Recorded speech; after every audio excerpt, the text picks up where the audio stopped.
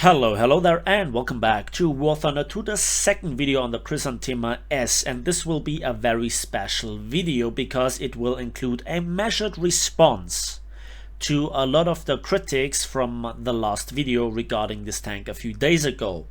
So there are so many subsections and parts on this video that I think it will be really helpful to include here some timestamps to guide you guys through if you can't be bothered to watch the video in its entirety, which I would love you to do because I think this will be really important in this case.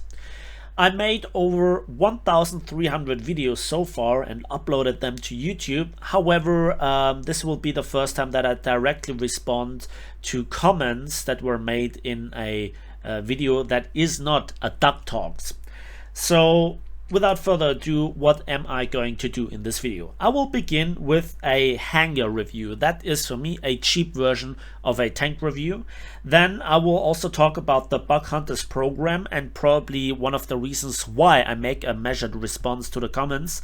And then I actually will show you the comments from the comment section, and I will answer to them via some clips. I will answer to them via scenes that I made that were actually sometimes already in the video from the last time itself, but also since I played a few more battles with this tank and gathered more footage that is really worth showing.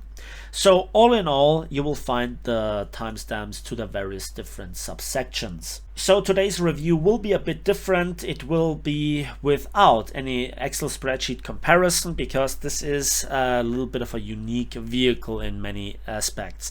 Let's begin with the armor, and it is Alloy ABT 102 on the hull. That has a much weaker armor modifier than steel or high hardened steel.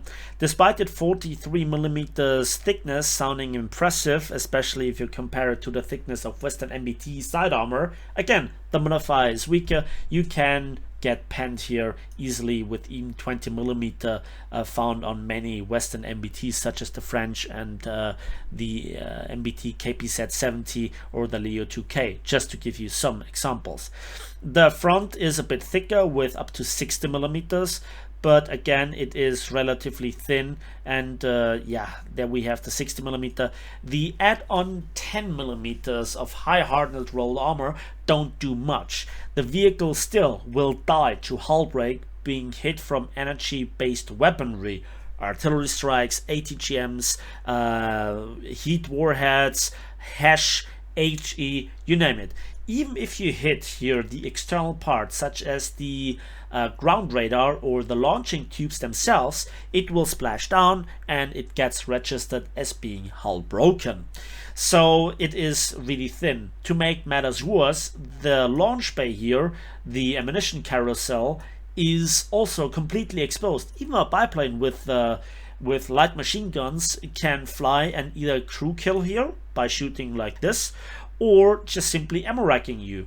And you know that 15mm of Alloy ABT is also no protection versus 50 cals from jets, or you know, not even talking about 20mm or 30mm.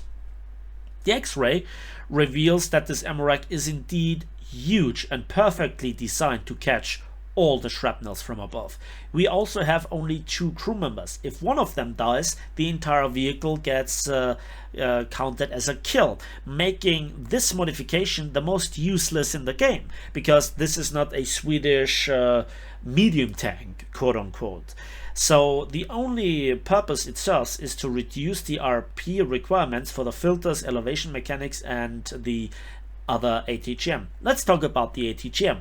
Overall, you have 16 152mm missiles, you have 2 barrels, and you can fire the stock 9M123 ATGM, which is a tandem heat warhead. The stats are fairly promising: 550 meters per second maximum speed, maximum range of 6 kilometers, and TNT equivalent of 6.126 kilograms. That goes through composite armor, aero protection, and even the thickest of steel like no problem, like a hot knife through almost melting butter. 1,200mm of penetration is nothing to cough at, and because it is again a tandem warhead, aero protection doesn't help in the slightest.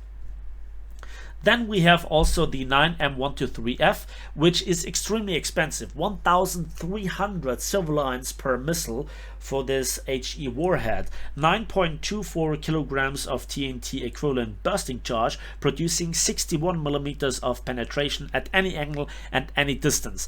However, the stock ATGM is more reliable, more useful, and it's for free, and this one is situational. There is so much composite armor, spaced armor, that will completely absorb the blast effect. Also, you only have 16 ATGMs, so you're very limited with the amount of missiles that you can bring to the fight in the first place, and you have to fire both ATGMs to completely clear the launching tubes to then refill the HE shells or the HE ATGMs, and then it takes you 15 seconds, which is quite a long time, and that is very awful versus top tier tanks, because in 15 seconds a lot of things can and will happen. So that is basically the review. It's very fragile, it is very vulnerable. However, we will talk about the ground radar and the position of the ATGM launch tubes and how to use this in just a moment. So the first comment that I want to feature from the last Khrizantema video was from Daniel Erb. You also can sit behind a rock and your missiles don't seem to detonate when hit in the launcher. Hitting the ATGM launcher seems to do nothing against this tank as well. It's fine, and if anything should be 10.0 or 10.3 with its 1200 millimeters of penetration. Now indeed, when my launcher got hit multiple times by light machine gun, heavy machine gun and autocannon fire, it was disabled, but it didn't blow up. However, let's have a look at this scene. So this very scene was actually featured already in the last video, the first video where this very comment is coming from, and I just killed a Challenger 22F and then get hit in the ATGM launcher by an ATGM from an M901, and it counts as a hull break since it splashes down. So kind of myth busted, mate. The second comment comes from the Slavic immigrant at Napalmratte. You are so painfully full of yourself. In most of your videos you seem to think yourself some amazing player, but in reality you're average. Before the XM1 thought of shooting down your missiles, you shot him in the turret and knocked out most of his crew, and then you shot the turret again. That isn't bad aim, that is being stupid. If you aimed the second shot at the hull, he'd die. The Slavic immigrant is referring to this scene where the thing is, I am at long range and there seems to be an XM1 in the open. He sets me on fire. I was very lucky that I didn't get hull break here. The first ATGM kills the commander and the loader only leaves the driver and the gunner alive. The second ATGM again is aimed at the gunner, which was heavily injured, but as you can see, I missed him by a few inches, and that is a lack of reliability on the post-penetration damage effect. Then I reload completely for 15 seconds, and then the XM1 shoots down the missile with his machine gun. And so I still aim desperately at the turret. The other missile also gets shot down, and again I have to reload. Now at first this looks very stupid of me to try to hit the turret. Why not simply go for the hull? I mean, he is clearly completely in the open, right? And if you don't see the scene for yourself, then you think, oh my god, this is stupid, Napalm, why are you doing this? And indeed, I hit the turret for the third time, and again it was not good enough to kill here one of two remaining crew members. Now the thing is, I also didn't lock on this tank and to just simply fire the ATGM somewhere and the radar would guide it in. Now, you know what? Let's first kill this tank, and finally we got him. Finally we got the gunner. So Napalm, why did you show us this scene? Well, it's because of this. I rewinded the clock, thanks to editing magic, to 1.5 minutes earlier, and there we can see the scene. There is the XM1, I shoot the missile, and I see how it goes hull down behind a tank wreck. Probably a KV-1 or a Panther, I don't quite know, but it doesn't really matter. So two things. First of all, I can't even lock on this tank because he is behind a tank wreck, and second of all, if it would be locking on this tank, it would hit dead center, which is not really that far from the turret. And look, that is the ATGM that flew through. It was a great disabling shot, but the next one simply didn't kill the gunner. Otherwise, the discussion would have probably never arose. There you can see it kind of hit the gap between the gun mantlet and the turret cheek armor, and that kind of bugged out the post-penetration damage to a certain degree. So I can't lock on him because he's behind a tank rack. Even if I would be able to lock on, it would probably hit still the tank rack because it aims that center mass. And second of all, I still have no ability to hit the hull because he's hull down. So if you know a trick how to overcome this, please write it down in the comment section down below. Other than this, I kind of think that I was not really acting that stupidly if we now take those facts into consideration. And if this sounds like I'm really full of myself, then be offended by reality. The third comment comes from Chris82. You totally missed the main advantage of this tank, which is the radar tracks ground targets. You can lock onto tanks and hit them. Many of the misses you made would have been hits had you locked onto the target with radar. It allows you to shoot through smoke and through bushes, but not trees. Your review does not make this tank destroyers justice. Not every tank has to be able to carry games. This is a specialist at killing tanks over long distances. So that comment actually contains a lot of valid points. Let's see what this means in actual battle. This is a large open map, so it is kind of the perfect circumstances. I track this guy and I can see him, but I don't dare to shoot the missile. And even if I would have shot the missile immediately, two things would have happened. First of all, the missile would have detonated on a bush or a tree. And second of all, you could see that I lost track with the ground radar because he disappeared behind the trees. So you not always can lock on the target. Now I just have probably the most perfect scene to show what I personally have issues with when it comes to the ground radar. And that is this scene where again I am hull down and the first missile is manually guided. And let's have a look. That was bad. That was bad. I only disabled him transmission and also tracks. Now that the missile went off to the right, I will come to in just a moment when it comes to another comment, which was actually a great help. And again, it requires a lot of practice. So now I have to move up, expose a lot of my tank. Then at 1.66 kilometers, I track the enemy target and it deals a great damage. Gunner, loader, engine, cannon breech, gun barrel, whatever.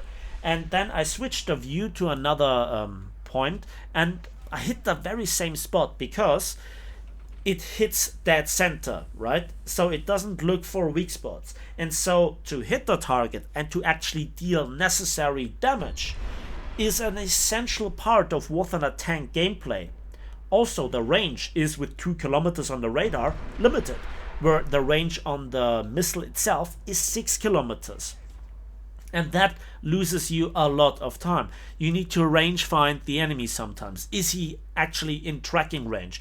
Do you track it? And doesn't he disappear behind a bit of cover where the radar then loses track? Then you're wasting the missile. And again, I had to manually guide in the missile. So that cost me what, 2, 3, 4 missiles extra? Whereas with manual guiding, I would have probably gotten him with the second ATGM, if I wouldn't have fallen to a little bit of a tricky other game mechanic. The fourth comment and fifth comment comes from Claudie Foken and Thickest Kyle. Claudie Foken claims 5 degrees of depression, but he forgot to mention the 5 degrees of depression from hull and hydro suspension. Thickest Kyle answers it doesn't have hull depression despite being on the BMP-3 chassis. I tested this myself and first of all I had to bind the key bindings again because of Gaijin's other gimmicks introduction kind of overwritten my initial settings. And I figured out that it works like a charm on the Type 74, but not on the Khrizantema. And that is exactly the point. It doesn't have more than 5 degrees of launching tube depression. So that was sadly a wrong statement. But don't hate on Claude Faucon, because he's actually an active member in my comment section for years and mostly was actually helpful. You could be forgiven to think that I'm only featuring comments where I can disprove people or be the winner of a discussion. No, this was actually the comment that made me go out and play this tank again. It was from Patrick Macoon. And he said, at Napalmratte, hey, at 7 minutes you could switch to secondary armament because it has 2 missiles, which count one for primary and one for secondary. This means one missile will be aimed directly from the tube and the other one from the optics on the hull. Thank you for that comment. I tried it out, it worked, and so I have this footage to show to you. But first, let's have a look where to find those key bindings, right?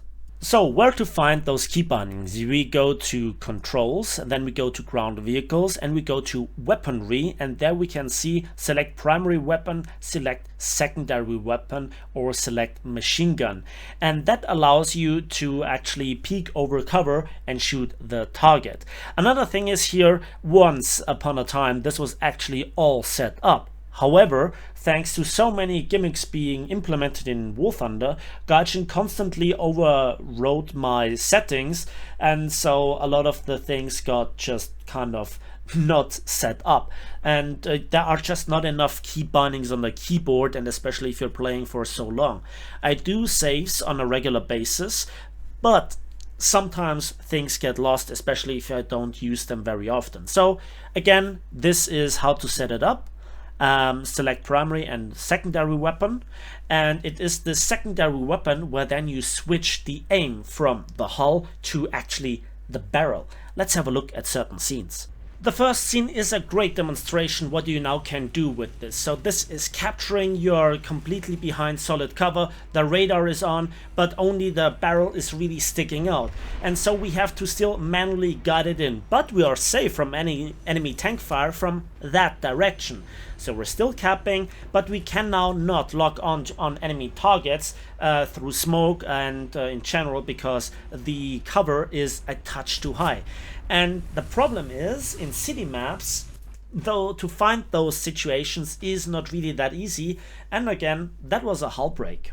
It might also be the case that nobody's home. You're in the perfect position, hull down, good killing fields, good firing arcs, but nobody's bothering to come and play with you. How rude of them. Now honestly, this is a situation that makes the vehicle kind of ineffective and unflexible, and I think this is also one of those things that I wanted to really point out, that this is a limitation. Again, the vehicle costs 390,000 RP and 1 million silver lines.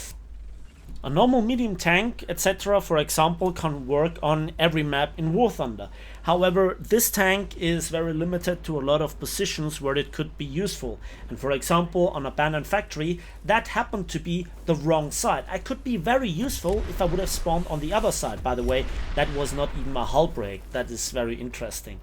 Anyway, if I would have been on the other side, I could have capped, I could have prevented the cap, people would have been forced to come directly after me, and then this position on the other side would have been really powerful and really nice to show off.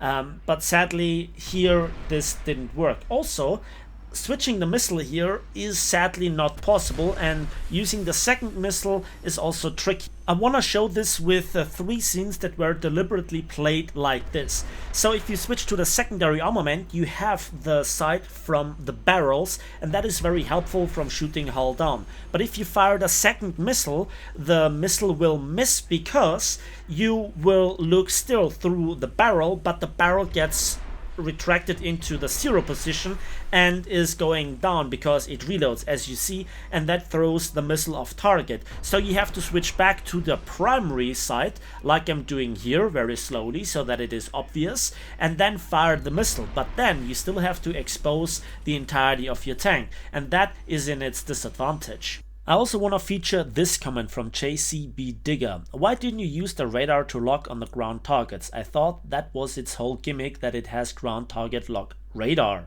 Now let's have a look at the comment itself, how it was written and what stands not in it. First of all, it was a valid question. Then I was pointed at the fact that this is its gimmicks and people are interested in it. A lot of people upvoted it and there was no insult or anything like this in it, so I have absolutely no problem answering this comment, and I do it right here. I want to come back to the insult thing in just a moment with another aspect that I want to point out. But first, let's have wrap up the discussion why I didn't point out the radar. So as a matter of fact, when I edited the first video, I simply forgot about the radar because it was of so little interest to me. I tried to use it here and there. The lock didn't work, and also then the target effect that it actually guides itself into the center mass of a tank was combined with the not so convincing post-penetration damage effect, and that combination kind of made me forget about the radar actually being a thing. In many situations I actually manually turn it off so that the wiggling doesn't give away my position and that I can use the high mounting of the barrels. And the desperate attempt to make the radar work actually got me killed in both close quarters and long range engagements, and two scenes will come up right now, because while this hull break might be valid, legit, this one is frustrating. Watch where the Challenger 22F hit with an AP FSDS round. He hit the base foundation of the radar. No critical part, no crew member, ammunition, track, transmission, engine was hit. And if you think that this is a fluke, it has happened multiple times in desperate attempt to make the radar work, even at long ranges. A few pixels of hull are enough and you get destroyed. And you need to expose the hull, otherwise you wouldn't get a proper radar lock on. And it's really tricky to use this. So it kind of makes one advantage go away for the target lock.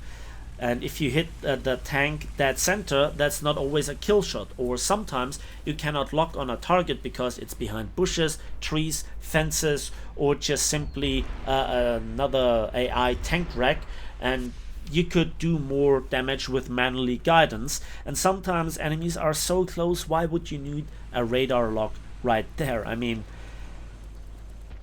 it's just simply that it's unpractical. And if you think, but you have to stay at long range, that is a valid point of criticism.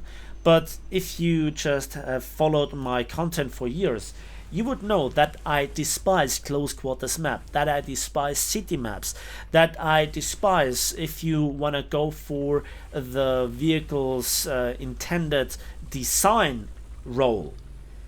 It's not always usable in War Thunder. Think about the British tanks and their hull down doctrine for the Challenger series of tanks. Very often, or all the time, you need to go for pushing the objective, otherwise you will lose. You have to actively go after tanks, because otherwise they will flank you, they will overrun you, or you will just be exposed to artillery strikes or to air attacks, and that is also one downside. So the radar was underwhelming. The meta of War Thunder simply doesn't favor its role. That's the stuff that I wanted to explain. I hope that I made clear what the reasons for me forgetting about the radar is, because forget about it. Simple as that. Now trust me when I say that there are more comments that I could address like this, but you might be surprised to kind of see this measured response from me. But I think if you wanna see things change for the better, you gotta also work on yourself and sometimes change things here and there. And so this is now where I come into the third part of the video, and probably the one where this fits very well into the bigger picture. Now, very often in the past I ranted about this and that being wrong, and this should change, and that has to be done better when it comes to War Thunder. And I think that I came up with a solution how to actually fix War Thunder, how we fix War Thunder, the community. And that is that we work with the system instead of against it. So when you are playing one of the over 1,600 vehicles that there are in the game at the moment, in the various different game modes, maps and engagements, you at some point will come across an issue where something doesn't work as it should be, where a game mechanic bugs out, there are bugs in the armor, or anything is wrong. And how do you fix this? By ranting? By just being annoyed at it? No, you have to do a bug report. And credit where credit is due, over the years Gaijin has actually improved the bug reporting system quite substantially. And this is the first time that I mention here on YouTube the Bug Hunters Program.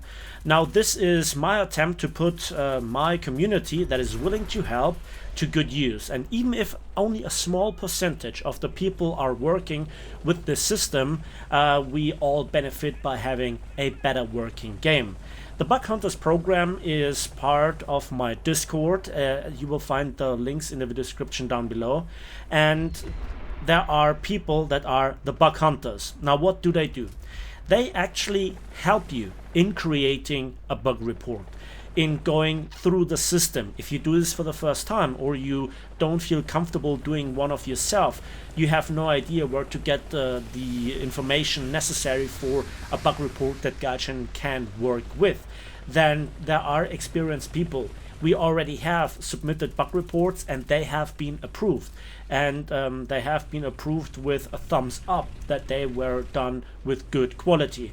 Also, I know from Gaijin themselves, because I have talked with people, both in voice chat and also by writing with them over various different channels, that very often the bug reports being submitted are of low quality, with just no evidence or not really being able to recreate the issue. And the people on my Discord that have the status of Bug Hunter, they are experienced. They will guide you through, they will help you recreating the issue and extracting the necessary information. And this is a new approach. Now, you might say, it has taken me some time.